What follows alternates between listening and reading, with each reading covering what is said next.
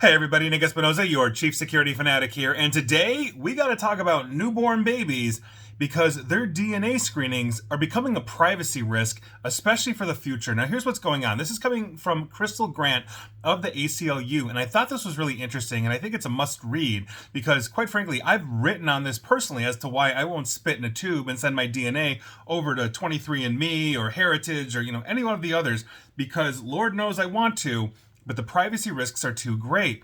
But this opens up an angle of DNA screening that I really hadn't considered before because, well, I really didn't know what was going on. And so this is an interesting one. And here's what's going on. And thank you, Crystal Grant, for bringing this to my attention of the ACLU. This is really good. Newborn screening programs, obviously, as we develop new technologies, are very vital to public health. And they're being implemented in the United States and also around the world. And about 1/3 of babies born right now are undergoing some kind of screening when they're new. Now, as part of this program in the United States, almost every baby born has their blood drawn almost immediately after birth, and then that blood is tested for a panel, obviously, of potentially life-threatening inherited disorders. If I've got some rare disease, I definitely want to know if my newborn kid possibly has that inherited disease as well. So, current newborn screening programs obviously are invaluable for these reasons, both in lowering medical costs through early detection and intervention, and also decreasing the toll on human suffering that comes from late diagnosis, meaning if we can catch it quickly,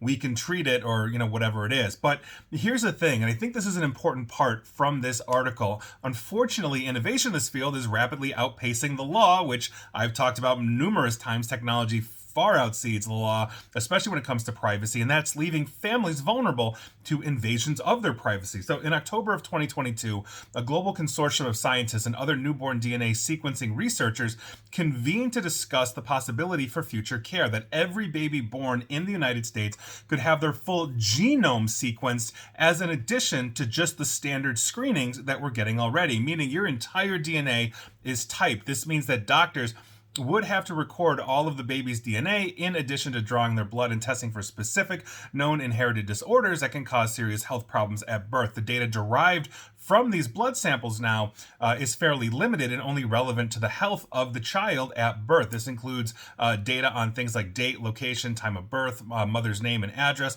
the disorder being screened for, and a value indicating whether the baby is likely to have a hereditary disorder. And there you go. Now, here's where it gets bonkers, though, and this is something that I did not know until I read this. And again, Crystal Grant, thank you, because it doesn't take a lot of imagination, obviously, to figure out how full genome sequencing could be abused. Last year, a public records lawsuit in New Jersey revealed a very, very worrying trend that police were subpoenaing newborn blood samples to implicate a child's relative in a crime, meaning, oh, you suspect whatever, and you just found out that, the suspect's sister just had a kid. Well, let's go get the DNA from that kid and put that suspect in the family. Because of a lack of regulation surrounding DNA privacy, something I have written about as well, and one of the reasons why I will not spit in that tube and send it in, the police in some states have been able to access these samples and basically create insanely detailed genetic profiles, and they are using these profiles in criminal investigations.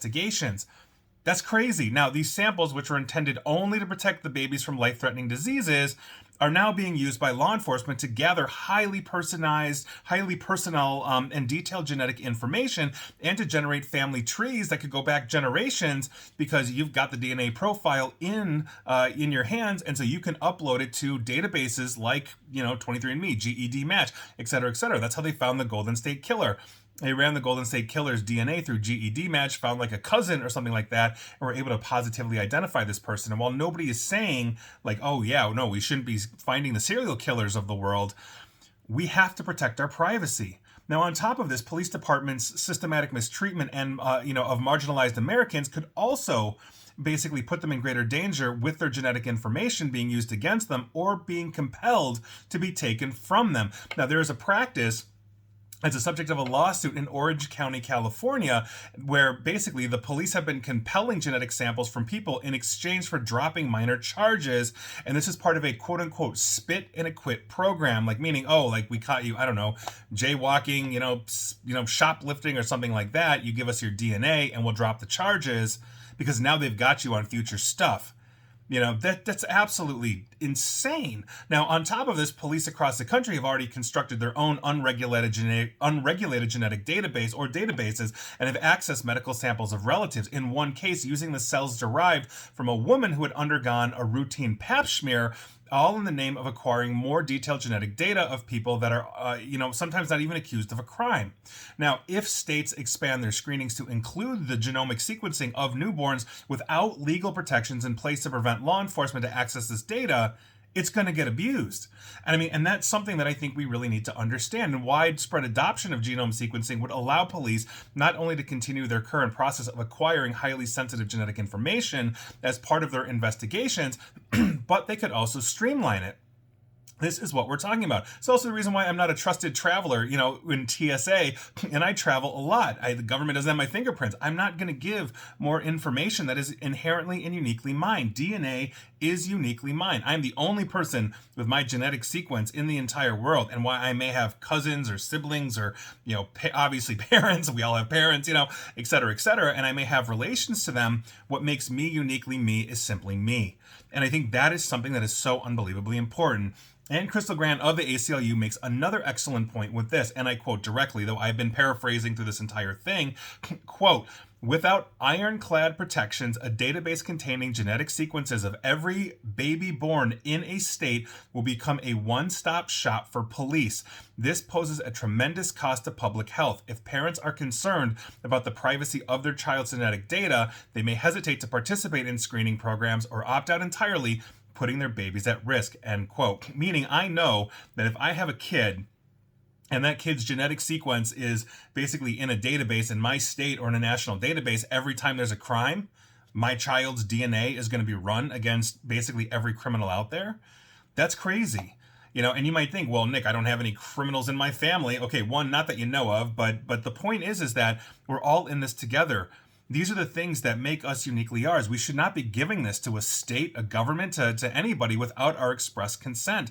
The laws have not caught up. And Crystal goes on. This article that she wrote is much longer than what I'm just paraphrasing and riffing off of here to talk about the laws and how we can change this in the lawmakers. I highly recommend that you go read this on the ACLU's website. But when I went looking for privacy news, this one was shocking to me. And if you've recently had a kid, understand that their DNA is no longer uniquely theirs.